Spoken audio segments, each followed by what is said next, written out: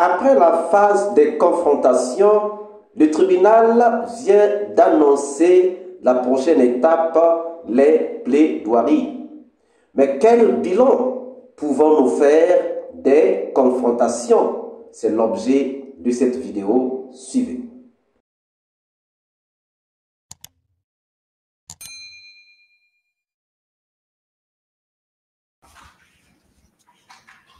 Le tribunal renvoie cette affaire au 13 mai 2024 pour les plaidoiries et les réquisitions du ministère public. L'audience est levée. Bonjour, bonsoir, cela dépend de l'heure à laquelle vous regardez cette vidéo. Bienvenue si vous nous découvrez pour une première fois. Bien-aimés, vous savez que le tribunal vient d'annoncer donc la fin des confrontations, cette phase dans laquelle nous sommes restés pendant quelques 2 semaines.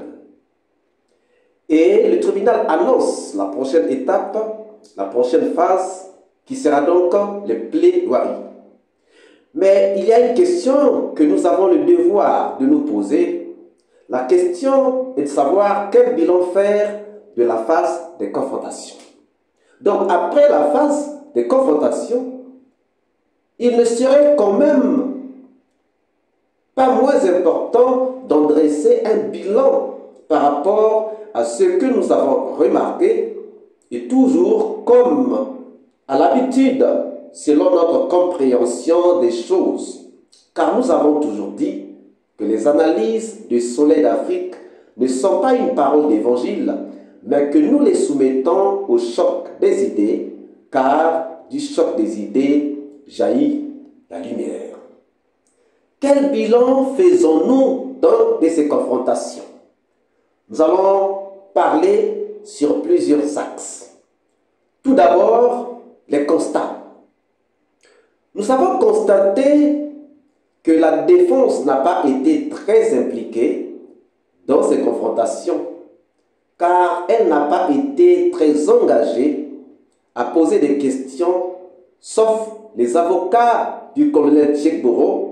Et on peut comprendre pourquoi. On peut comprendre pourquoi les avocats du colonel Tchekboro étaient beaucoup engagés, beaucoup impliqués dans les questions. C'est tout simplement parce que leurs clients étaient en face de beaucoup d'accusateurs, de beaucoup de gens qui ont dit des choses sur lui. Donc, ces avocats ont été beaucoup sollicités parce que leur client a été beaucoup sollicité. Et donc, on peut comprendre pourquoi ils ont été beaucoup plus engagés que les autres avocats. Nous avons aussi constaté que Tchekboro a été le plus sollicité dans ces confrontations, le plus sollicité de tous les accusés dans ces confrontations, car il a battu les records en nombre de personnes confrontées contre lui. Nous avons aussi remarqué la visibilité nette d'un box des accusés divisé en 3 camps.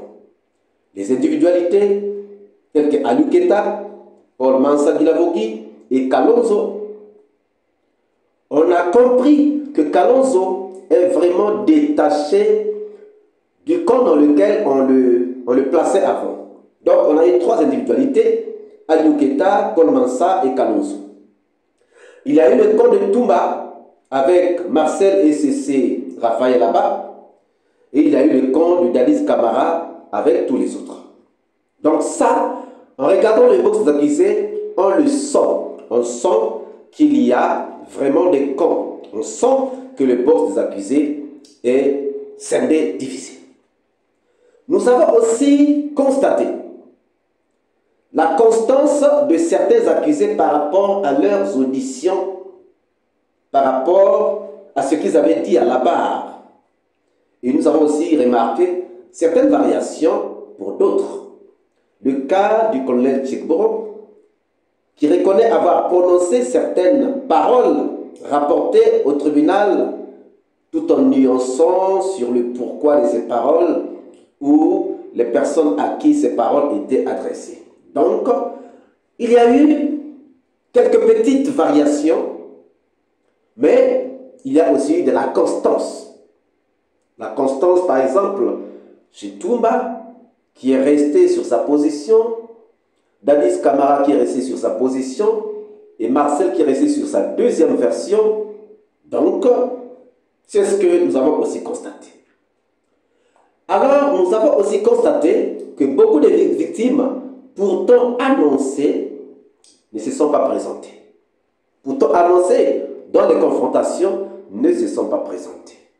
Par exemple, l'accusatrice de Aliou Keita ne s'est pas présentée.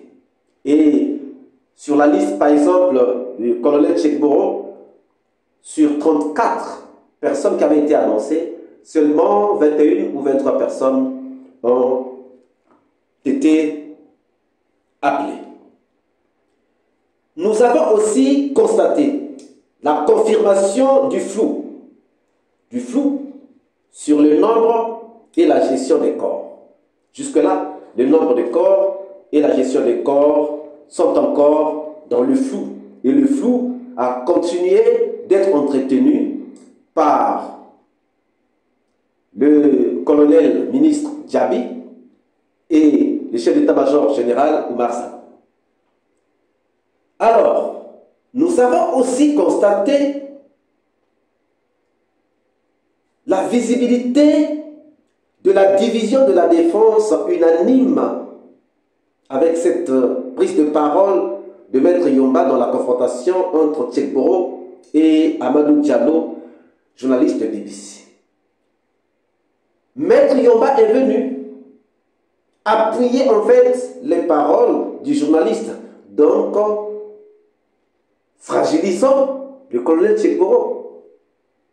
Pourtant, on sent que c'est comme si Toumba et Dadis ne se sont plus menés une vraie guerre. Mais ça n'a pas laissé à Maître Yomba de venir accuser, de venir enfoncer Tchekboro. Cette défense qu'on croyait unanime, lorsque la défense est unanime, on ne peut pas attaquer le client de son allié. Lorsqu'on est allié avec un avocat, c'est qu'on est aussi en alliance avec son client. Et ce que Maître Paul Yomba a fait montre bien que nous sommes à la guerre et à la guerre comme à la guerre. Nous avons aussi remarqué que Maître Abou a été très impliqué et très pertinent. Et il a été, selon nous, la révélation au niveau des avocats dans ces confrontations. Il a été très engagé et très pertinent. Ça, on ne peut pas le nier. Alors, le deuxième point sur lequel nous allons parler, ce sont les atouts. Les atouts de ces confrontations. Nous avons pu franchir une autre étape qui fait avancer le procès. C'est un atout. Être arrivé à la fin des confrontations pour passer à une autre étape, ce n'est qu'un atout parce que nous avançons vers la fin. Nous nous éloignons du début et les étapes sont en train d'être passées. Ça ne peut que nous réjouir. C'est un grand atout. Et puis, nous avons aussi d'autres atouts tels que certains points ont déjà trouvé leurs éclaircissements dans cette affaire. Par exemple, la clinique Ambroise Paré, aujourd'hui on sait qui était venu le premier, on sait qui a sorti la grenade, même si la zone d'ombre reste sur pourquoi cette grenade était sortie par Marcel. Parce que selon Toumba, c'était pour menacer les leaders, selon Marcel, c'était pour menacer Tchekboro. Mais nous savons que ce n'est pas Toumba qui avait sorti la grenade, puisque même Marcel dit qu'il ne peut pas mentir sur lui-même en disant que c'est lui qui avait fait sortir la grenade. Donc là, c'est clair. Donc on a eu des éclaircissements sur cela, et ça ne peut qu'être un atout. Mais il y a aussi des zones d'ombre. Les zones d'ombre, le chemin entrepris par les camions militaires qui ne sont pas arrivés à la morgue et qui n'ont pas livré les corps à la morgue. Les camions de Sano, jusque-là, il y a le flou. C'est une zone d'ombre. Puisque jusque-là, on ne sait pas par quel chemin ces camions sont partis. Ces camions ne sont jamais arrivés à la morgue. Ces camions n'ont jamais livré les corps, les 157 corps dont le général Oumar Sano nous a parlé. Parce que ce qu'on constate, c'est que il y a des camions qui sont partis avec les médecins militaires. Ça veut dire que ce sont les camions de Abba. Pour ça, il n'y a pas de problème. Mais l'autre zone d'ombre, c'est que sur les 54 corps, il y a seulement 43 corps qui avaient été reçus par le professeur Hassan. Alors, où sont partis les autres corps? Toujours zone d'ombre. Et il y a aussi des zones d'ombre sur la présence de Kalonzo au stade.